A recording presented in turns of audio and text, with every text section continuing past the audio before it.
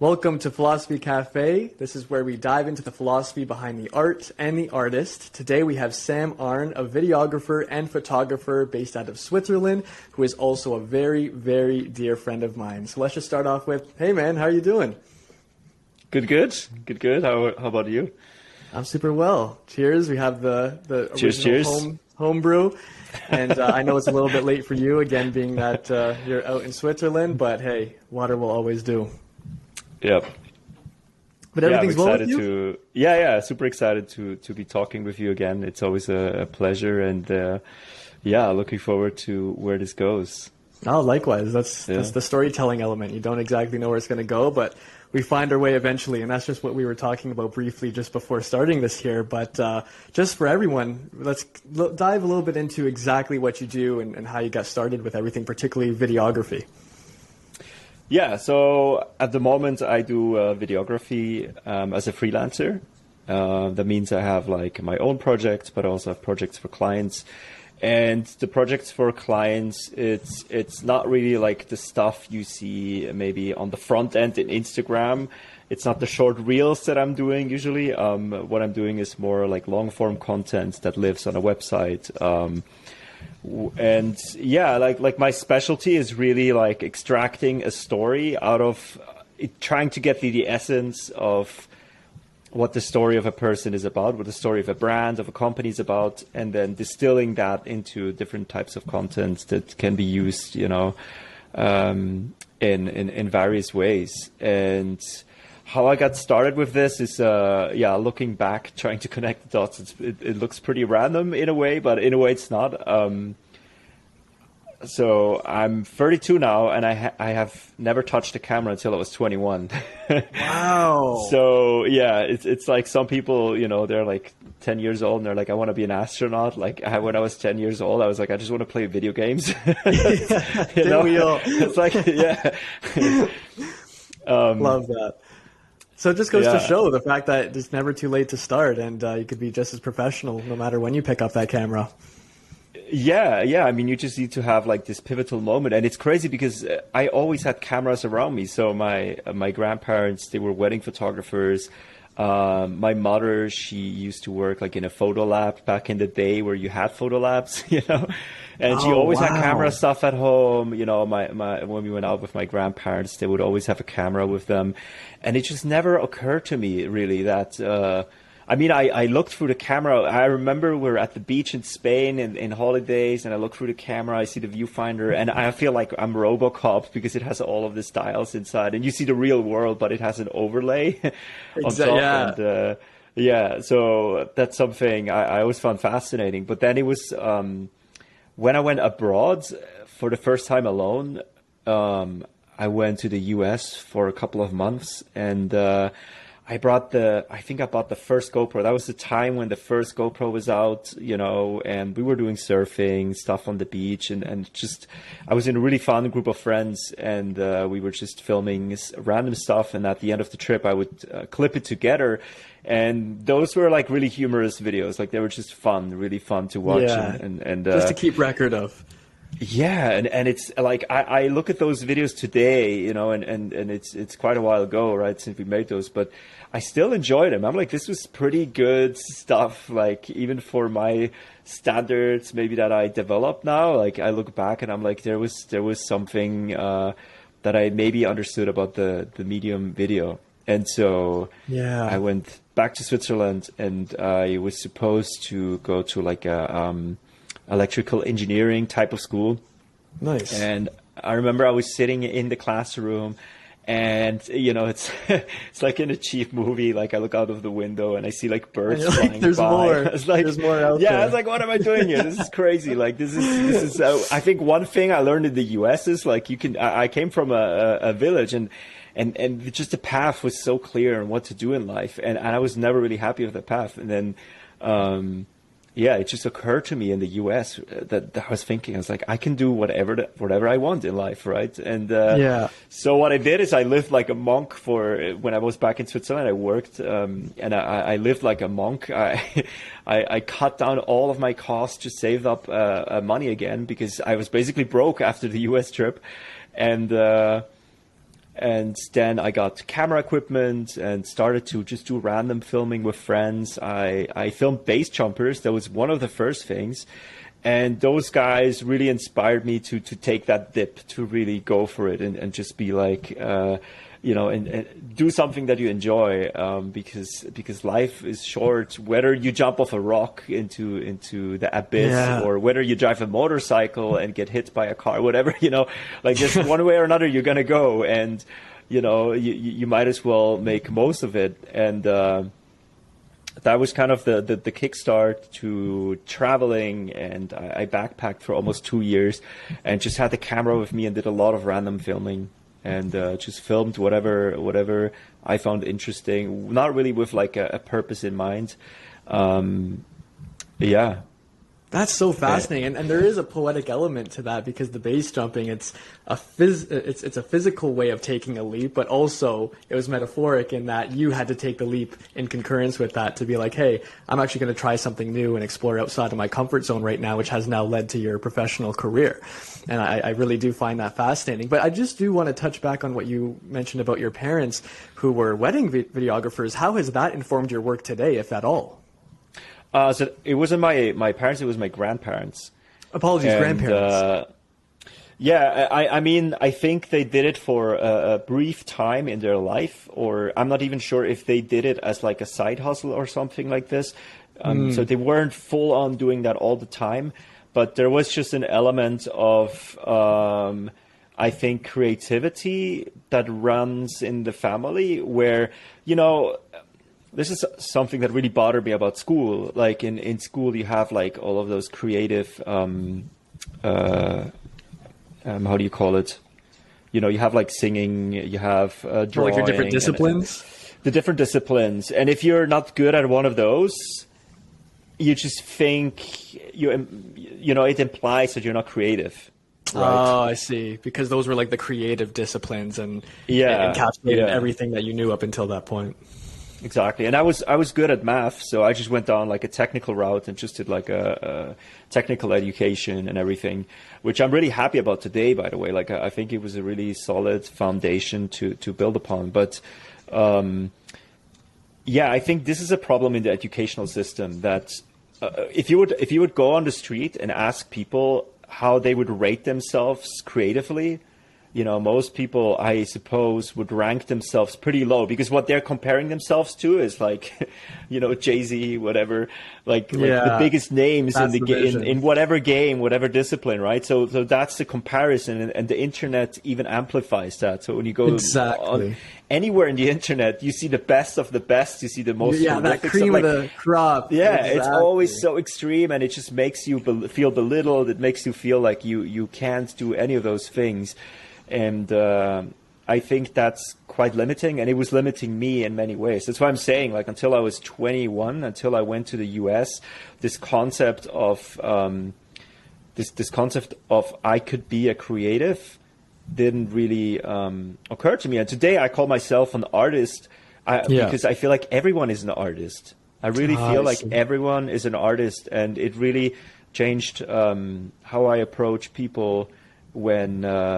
Like in everyday situations, like everyone is an artist in their own ways. Like you can do anything creatively. Whatever you touch in your life, you can do it in a very creative way, even though society doesn't label it as very creative. But you know what I mean. But the creativity still exists. It's still a form.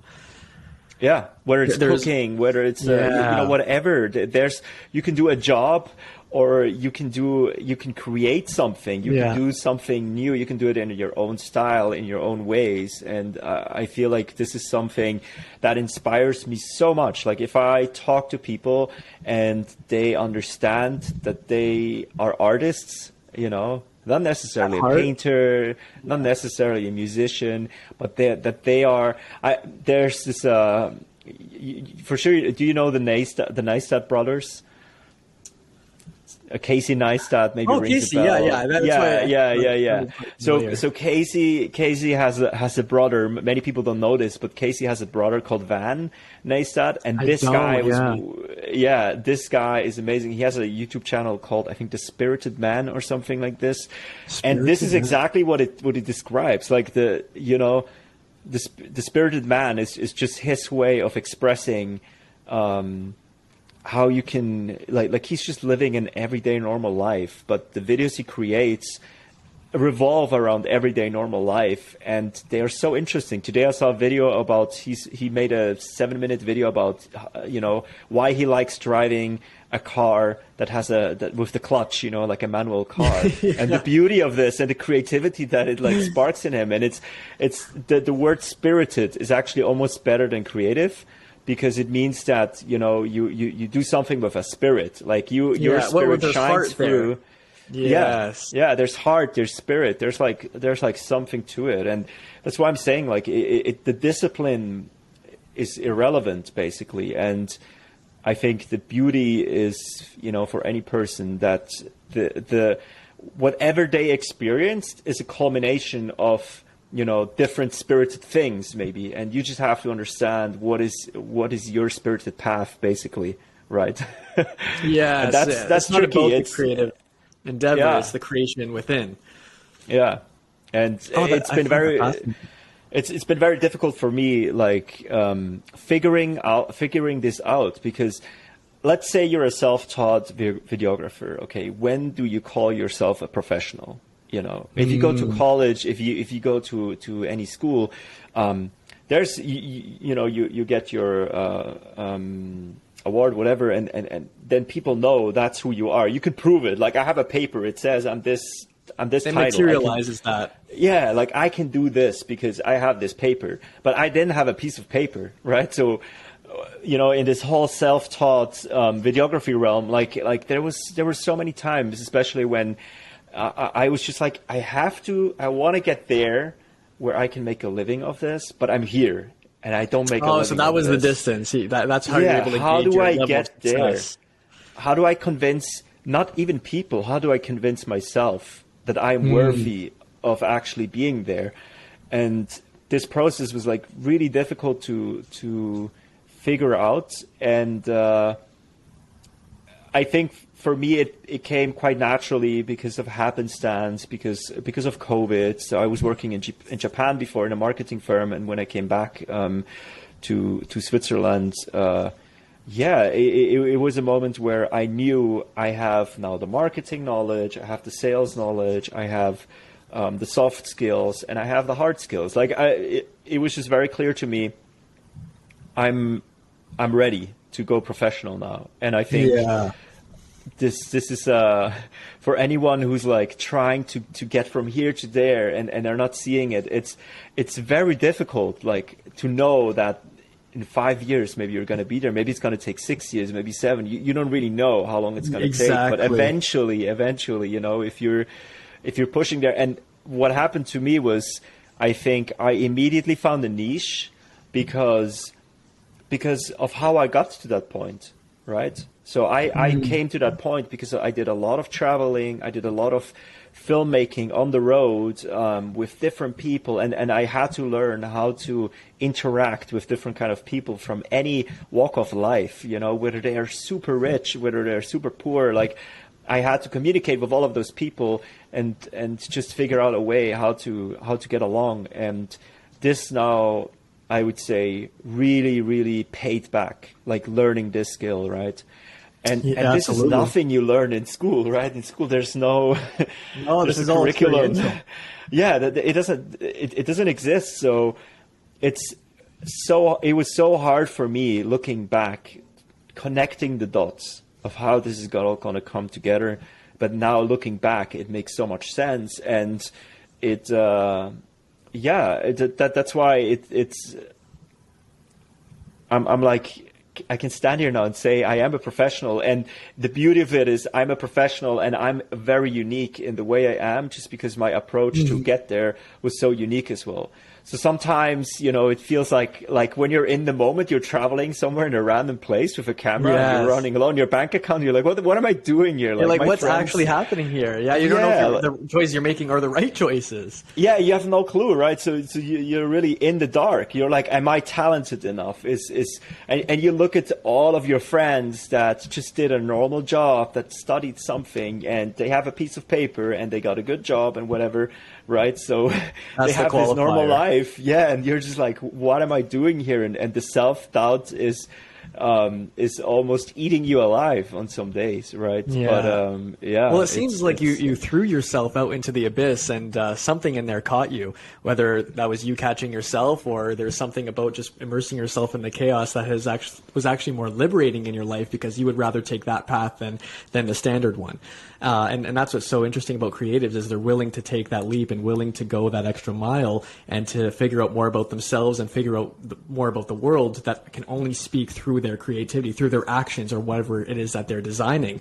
I know there are so many people out there that would love to tap into it, and as you had alluded to, everyone has that creative spirit within them. So what would you say or a couple of principles even that you would, or let's put it this way. If I was talking to someone on the street that I met and they said, I want to be more creative in life regardless of what I'm doing. Let's say they're working even a bank job right now. And I said, I had a great conversation with my buddy Sam.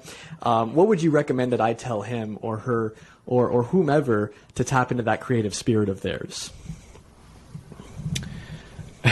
It's an extremely difficult question to answer, because I can imagine it's very subjective, right? It's different for everyone. And I mean, I think, let's say you have a normal routine. Okay. I think even if you have a normal routine, you can do quite a lot to get there. And you have to intentionally put in actions in your life where it's up to you, right? Like, let's say cooking. For me, cooking was a big part of discovering this. Because before I went traveling, I didn't know how to cook. I didn't grow up in like a foodie family, so I didn't have a relation to food at all. And but then I met people, around me, especially musicians, for some reason, spirited people. they like the food, they like cooking, but musicians don't have money. Right. Oftentimes starving artist. They don't have money. Yeah. So what do? They cook, and like the same amount of love they would put into learning a music instrument, they would maybe put into cooking. And so, for example, cooking is something that you can do every day wherever you are almost, and you can distill so much of your creativity in this. And I think every time you do something from scratch, or you just put little challenges here and there, everywhere in your day, and it really helps you to become spirited. I think that's really something, right? Like the whole cold plunging journey that I started in the beginning of this year is an expression of that as well. It's like doing something difficult that and that's the crazy thing, right? Like, you can do very difficult things in your everyday life that seem difficult before you do them, but then once you do them, you start to get spirited automatically, right? Because it instills confidence in you. If you know how to cook a certain dish, there's so many dishes that I cook and I never cook them again, just because I felt like it was very difficult to do, or for various reasons, but not because you screwed them up or anything. No, I mean, sometimes you screw them up for sure. Yeah, sometimes you make a bad dish. And you're just like, either the cooking book is like completely wrong, or I'm just a shit cook. But there's so much magic in like every little action that you take, and I think, we go through the world today and we're consumers. We just consume everything. We're like used to buying food everywhere. We're used to just getting everything served on a silver plate, and there's very little difficulty in that. And I think because of this, this steals in a way your spirit, right? Like, of course, if those conveniences allow you to be spirited in another way, nothing against conveniences. I don't see a problem in them per se, but I definitely see the most spirited people that I meet are people that have, that found out a way to make the mundane not boring, to make the mundane challenging, and to draw spirit from that challenge.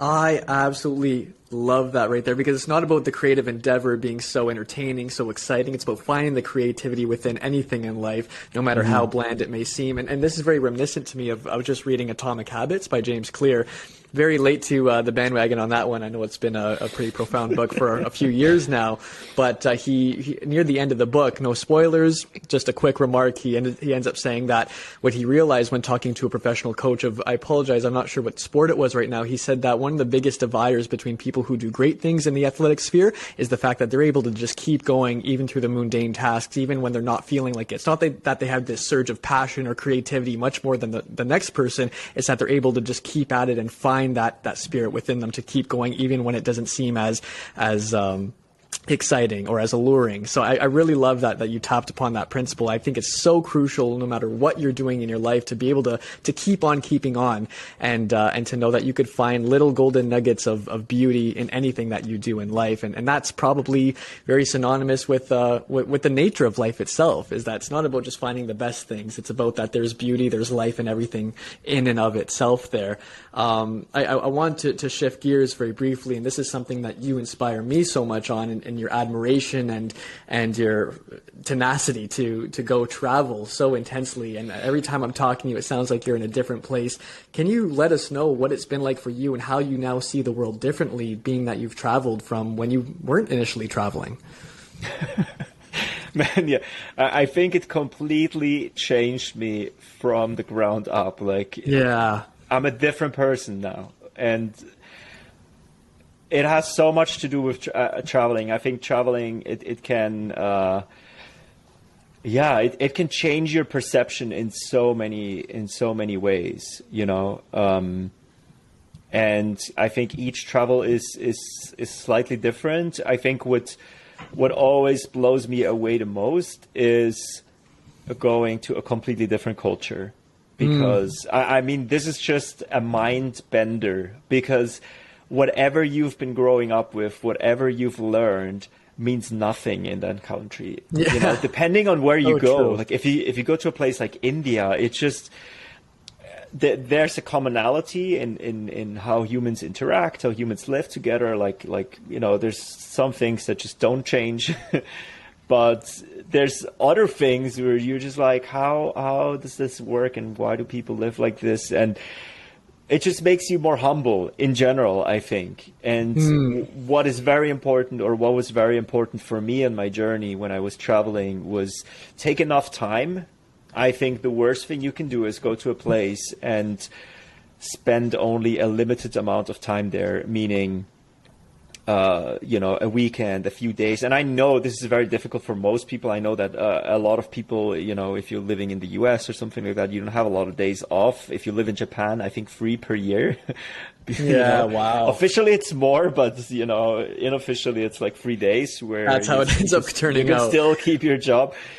So, and then another thing, I remember when I was in the US for the first time, I was staying in Honolulu in Hawaii, beautiful place, by the way. Oof, and it was so like funny because you had travelers from all over the world, basically from Europe and so on. But then you had the Asian travelers, right? And the Asian travelers, the Japanese, for example, what they wanted to have was kind of like a Disneyland. So there were many experiences that were catered to Japanese, and even Honolulu itself, you know, Waikiki, this famous beach, it's almost like a small hood in itself that feels like Disneyland, right? And so cool. I didn't know. There's this other trap. I mean, cool or not cool, but there's this other trap that you go to places and you seek to have the same comforts, the same food, everything that you're used to from back home, right? Which is nothing wrong with this. If you go out for a week or two and you just want to have a vacation and you don't want to get challenged, you don't want to have your belief system challenged, and all you're doing is moving your comfort zone. Yeah, you just take the same bubble there, and which is I'm nothing against it, totally fine if you're aware of it, but that's not traveling for me, right? Traveling for me is basically getting on the ground and taking a local bus sometimes, taking local transport, seeing what it's like to live with those people. And the best thing that can happen to you, you know, I've done a lot of traveling in hostels, and I'm a shy person. Like for me, it was very difficult to go up to strangers and talk to them initially. This changed by now, luckily, but this was very difficult for me when I was younger. And I've met people from all over the world, and this has been some of the most enriching things to do, was just going to those places where those people live and visit them, and then live like a local. You know, I think living like a local just adds so much to your perception of how people live there, and it gets you in touch with what people are dealing with in those places every day, right? For sure, for sure. And if we keep riding this wave of creativity, how would you say from your experience that cultural differences are actually shaping our creativity in the long run? Yeah, because I think they challenge your beliefs. They challenge whatever you thought is true and what is not true. And I mean, this is like a cliche thing to say. I think by now this is no secret anymore. People go to like Asian countries and they're like, wow, they're so poor, but they're so happy and whatever. It's because exactly you can find spirited people wherever you go. Yes. And that's the magic. You go to a place where people are very poor. You know, if you would compare your life to theirs on paper, you would be like, I would never want to live there. I would never want to live the life of that person. But I've met people that were genuinely, and everywhere in the world, right? This is not just poor countries, also rich countries, wherever. You find people that are spirited, and you find people that find joy and happiness in very mundane little things, in mundane tasks, right? And again, cooking there, I think, is a big one if you're in some restaurant. And you know, some chef, they didn't have the chance to travel to Paris or whatever to hone their craft. No, they were like stuck in Mumbai or something, and cooking in this corner for the last 20 years, right? And they had to accept, or you know, they couldn't even play with the thought of moving abroad, but they basically perfected their craft in a spirited way, and that is inspiring. Like this is challenging. It's challenging you because you understand the privilege that you have, you understand the chances that you have, and yet here you are in this country sitting in front of this happy person, and you're unhappy because you're on Instagram and you see that another friend flew to Antarctica or whatever. You're like, I want to be there. What's happening? So this is a deep challenge for anyone who's traveling on the street level. Absolutely, and it seems like it just opens the door into what you are also neglecting. It's showing you a completely new challenge and new experience, and in that you're able to see what you're currently neglecting back home by way of seeing what they're able to accept. I'm really glad that you touched upon this term of acceptance. It's a very unique one, and something that I even struggle with at times. And we see this in the Western world where it's very difficult to accept our reality because we see the vast potential. As you had mentioned, when you go on Instagram, you see Jay-Z, you think that that's the bar. It seems like acceptance has something to do with your level of acceptance is proportionate to the amount of choices that you think you have. And when you're referring to, let's say, someone in Mumbai, for example, they may not think that they have the amount of choices that we may do in the Western world here, but in that they're able to accept their life and give it the absolute fullest and be as present as they can, such as when they're cooking a meal or when they're there with their family or when they're among themselves and others in the community. And I'm very gracious, very lucky to have had somewhat of that experience when I went to Indonesia and Bali particularly, where it seemed like they were the absolute happiest people in the world, literally, and not out of any sense of desperation, by just simply way of being, by simply being there and appreciating their surroundings for what they did have than what they did not have. And I thought that was incredibly unique, and especially it was my first big experience abroad. It was definitely a culture shock for me and an enlightening one in many ways, because I was able to see life through the lens of the people there. And that's why I take your words of advice and to really try to immerse myself, go to the local shops, taste the real food, communicate with the individuals that live there day in and day out, and try to live through their experience, to see the life through their eyes, and to connect with them so that we can share those experiences together. And it was so interesting because Bali is such a very tourist type of place. They were still able to keep their roots. Like they had their dancing and their traditions still on the streets, even in the hot spots, even in the tourist hot spots like Canggu, as you're familiar with, right? So I thought that was truly immensely beautiful. And it's something that, you know, I still felt like I only was able to scrape the surface of uncovering. I wasn't able to get the fullness of what that experience was like. So that's another reason for me to go again there. But I could definitely attest to what you're saying there, and the power of setting your roots into real culture than just shifting out your comfort zone into the next area and calling that traveling. I want to dig deeper now into the Vipassana experience, the meditation that you had in India, which was fairly recent ago. I know you had recorded that whole experience as a whole, and it's been a huge part of your life as of late. So would you be able to share what that was like for you, and particularly what it is first? Yeah, Vipassana is a meditation technique basically, and it's taught by different teachers. So you go to a Vipassana meditation practice taught in the way of someone, right? And the one that I went to was taught by Goenka. And yeah, it's quite remarkable. So it's he's already dead. So a lot of the insights that you get are from recordings from him.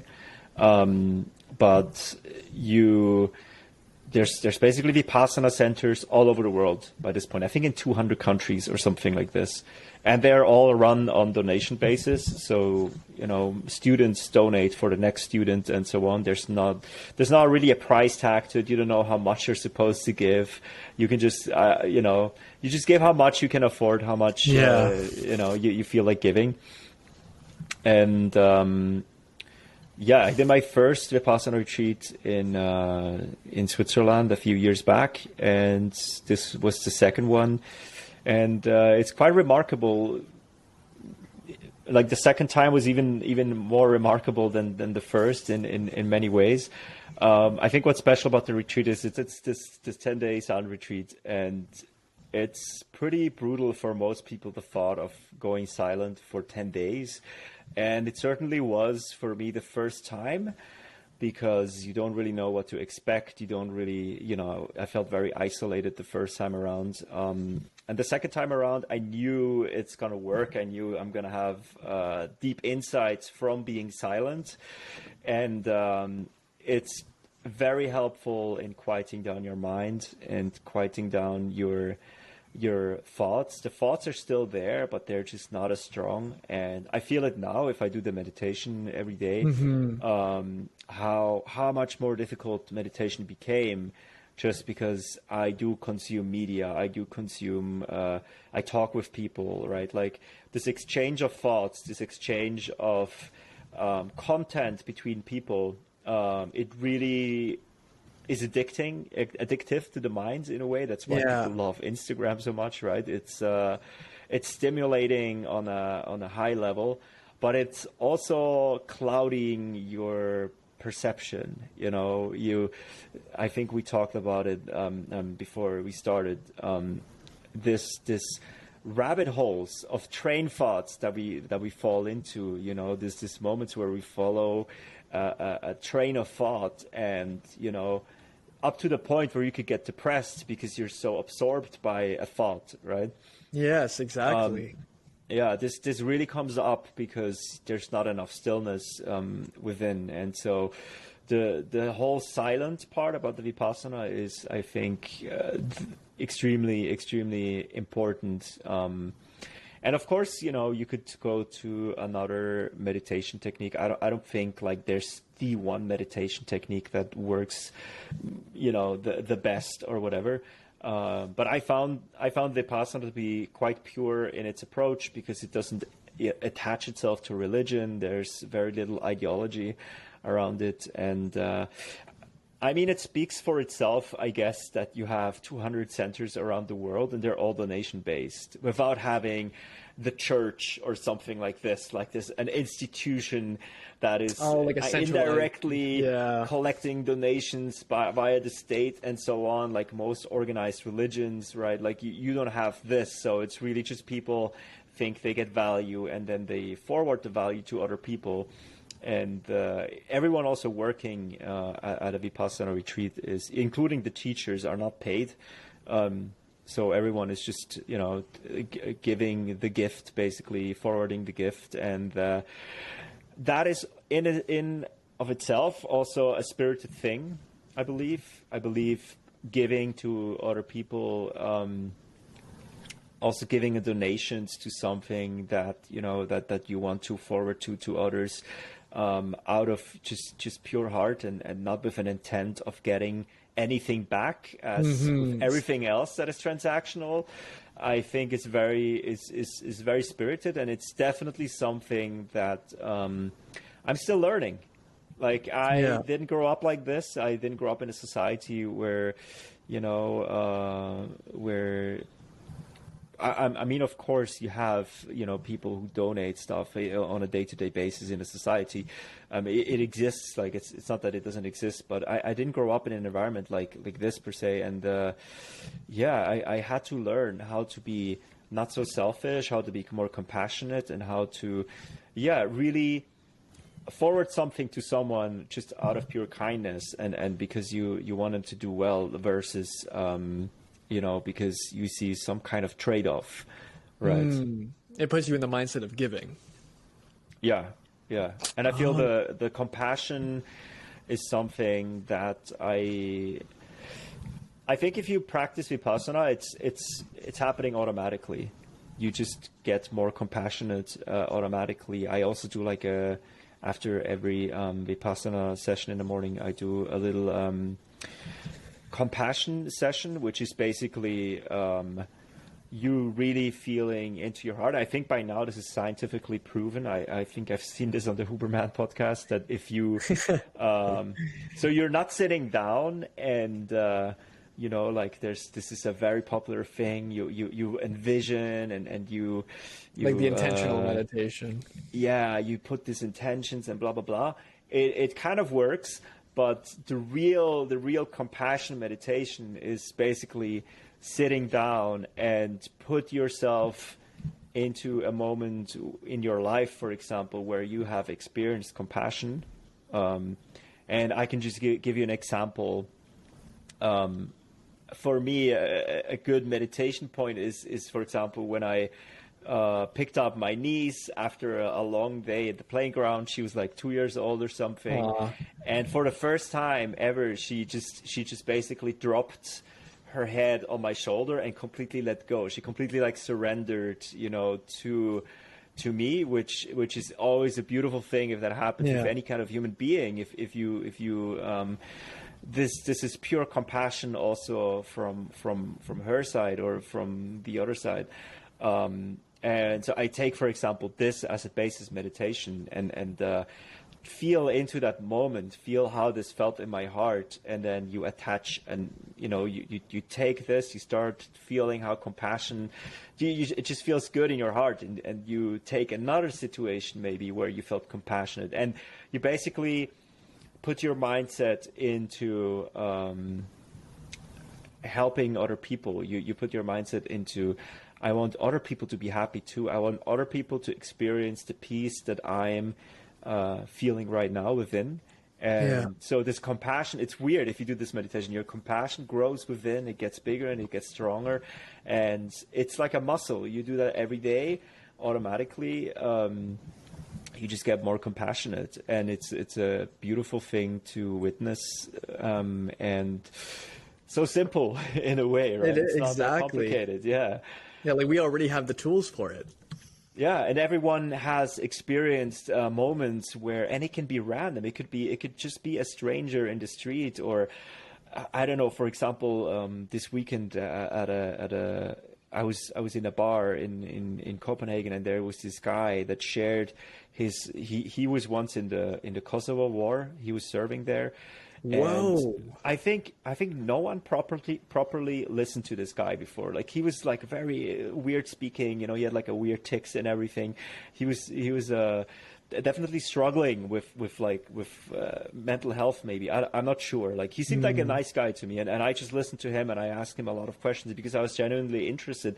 And in the end, he gave me a hug, and it was very compassionate. I felt like I truly made a difference for him that day. For sure.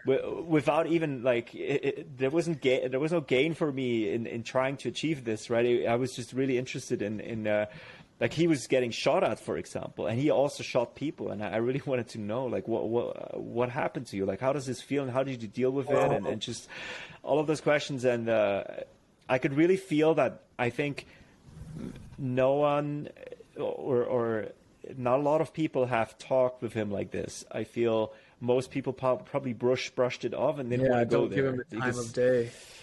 Yeah, or they were just afraid to go there because it's a very sensitive topic. You know, I mean, he could be bursting out crying in the bar. Who knows? Yeah, You know, it could have I happened. don't want to bring him there, right? Like that's not the point. But what I want to say is like this was a moment of compassion that just happened with a stranger. I didn't know the guy. Like I just met him that day, and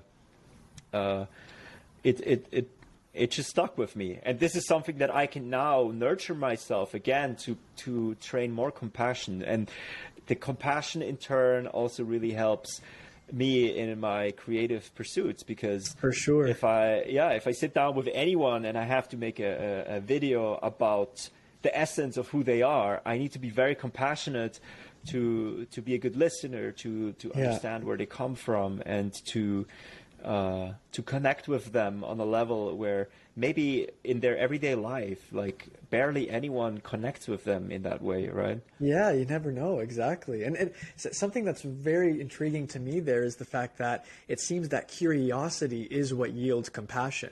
And you could apply this to people, to yourself, and to your endeavors, creative endeavors in life, where when you're genuinely curious, like you really do want to know, whether it's more about yourself, more about the person in front of you, or more about what you want to achieve in life, you will innately be driven towards compassion for it. You'll innately be driven towards understanding it in a much more comprehensive way, in a more unique way that can then be synthesized through your actions later on. So I find that so beautiful and so interesting, because you were able to connect with him solely on the basis of your curiosity, which then he was able to feel and reciprocate by way of a hug, or to express himself that, and like just mentioned, other people might not have given him that time of day before. And curiosity is very, it's a fertile entity. It's a very fertile principle, because I feel like it's what everything else will then blossom from. And something that I've always thought when it comes to creativity is curiosity is that what you're actually curious about is genuinely what you are. Because a lot of our patterns and preconceived notions, they of course come from our past, our subconscious, our habits of behavior that we're not really as conscious of. But what you're genuinely curious of in life, that seems to be somewhere where the soul resides. It's like the seat of the soul is somewhere within the realm of curiosity. So I'm really glad that you're able to connect with him on that and that particular matter.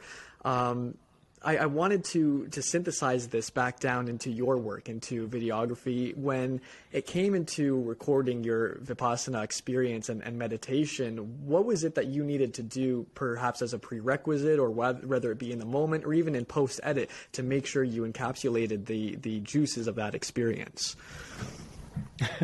So first of all, there's a limit of 15 minutes for the reel.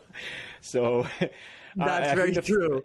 Yeah, so I just talked off the top of my head, because I think the beautiful thing is, and that's why I wanted to create this video, is that when you are in Vipassana, you don't have anything to write down. Like you can't take notes, right? Oh, wow.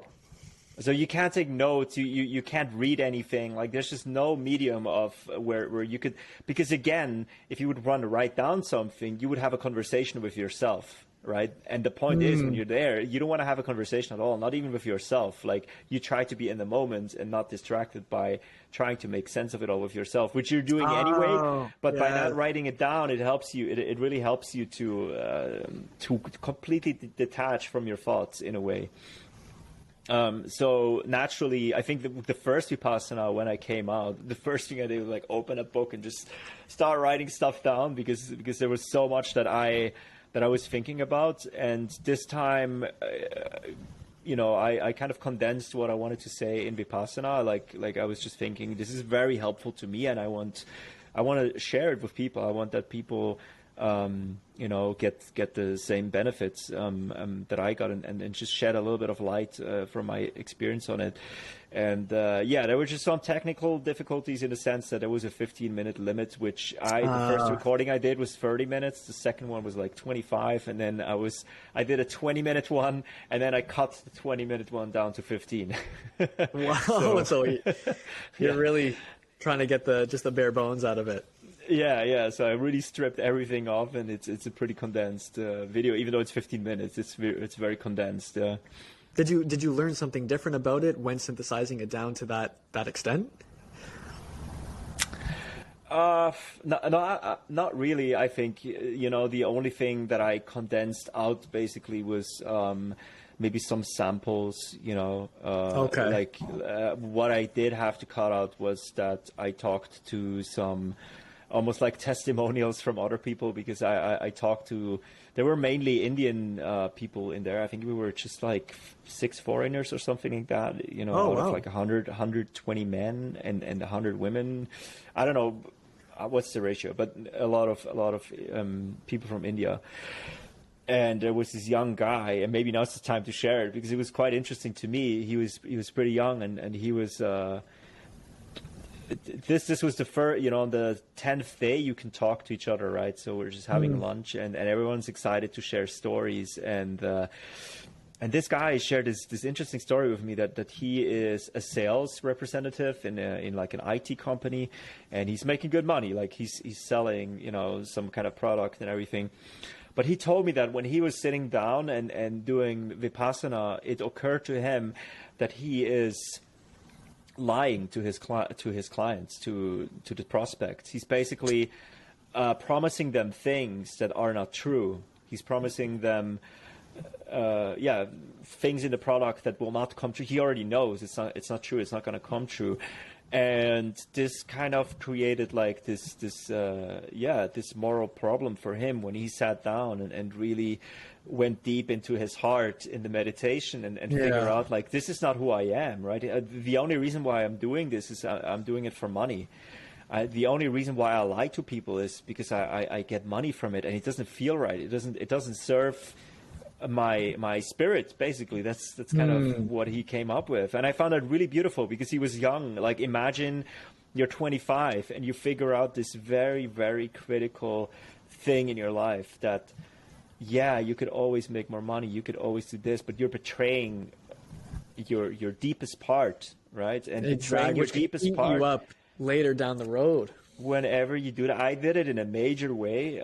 You know, I was ignoring my deepest part for 2 or 3 years, and I always knew, this is just temporary. You know, I'm just doing it now, just until I have enough money, and then I'm you know, not going to do it anymore, or I'm going to do my own thing, whatever. I mean, sometimes you got to go, you know, you got to do stuff. Sometimes you can't always live to your fullest truth or something like this. But, you know, you could argue and say, yes, you actually can. Maybe it's just like a cheap excuse that you give yourself. Yeah, because... Yeah, that's true. What you said was really good. You said before about creativity, about, you know, the movement that it creates, right? Like, if you do things in a creative way, it nurtures itself, and you get into a movement and you get things going. I always try to, or I started seeing actually, you know, in Taoism they call it Qi, right? The life force, right? There's different ways how you can call this, right? But you have this life force, and all you have to do in your everyday life is just let it flow. Don't block it in any way, right? And how can you let it flow? By not obstructing it with like extra clutter, with things that you wanna, you know. Why do people get stressed? Because they do things, they said yes, when instead they actually wanted to say no. Inside, they actually knew, I wanted to say no. That's how you get like this bad stress, right? Versus the positive stress that comes from putting little challenges for yourself in the everyday life, in alignment. Yeah, in alignment with your inner being, right? Exactly. I think this, something that this reminds me of so intensely is, if you're familiar with the dancer Martha Graham, I think she's known as like the grandmother of contemporary dance. And anyways, she wrote this letter, which I highly recommend everyone go check out. She wrote a letter to her best friend, which essentially, I don't know the whole letter off the top of my head, but the juice of the letter is to keep the portal open. She says that let your creativity flow through you. It's not up to you to judge or decide how good or bad it is. It's just your job to keep that portal open and let it flow through. And that, I think, emulates exactly what you're talking about here, that our self-talk sometimes, whether implicitly or explicitly, will actually create a blockade and barrier towards letting that creativity slide, and that could, go back into our subconscious and back into our previous patterns. And you could read a lot of Carl Jung, and he'd describe that more in depth for you. But I think that element of letting it flow through you and not being so critical, but also not being so rigid, because there's so many answers that you don't know, especially when taking on a new challenge. So just let it happen and flow through it, and be okay with the chaos, be okay with the unknown, being that it's not destructive to your being. And I wanted to ask you one final question here. There's so much we could have dug into there, but for the final question for today, I want to ask you if there is a personal philosophy that you take with you, regardless if it's professional, personal, any endeavor in your life, or is there a certain philosophy that you take with you wherever you go? Yeah, I think it's the laws of nature. It sounds a little bit weird, but I think the laws of nature. So first I stumbled upon the laws of nature in Taoism, which exactly talks about this. And I didn't understand it for a long, long time, what it actually means, because it's so abstract, right? Especially in the West, we don't tend to think of life. We tend to think of life as to-do lists versus, more mechanical. The flow. It's more mechanical, more rational versus the flow. And I think I'm trying to put myself continuously in more and more situations where nature is my teacher, where it's not really... I think books are great, of course. Again, the rational. I think it helps you make sense of what you learn in nature. It helps you grasp like some ideas that are otherwise quite difficult to pin down. But yeah, I found this one great when I did the cold plunging. So we have like this river here, and in the deepest of the winter, I decided to start cold plunging, and I did it for a week every day, and then I did it for like 2 or 3 times a week. And I saw this great interview with Wim Hof where he Iceman. said, the Iceman, right? I don't do the Wim Hof method, by the way.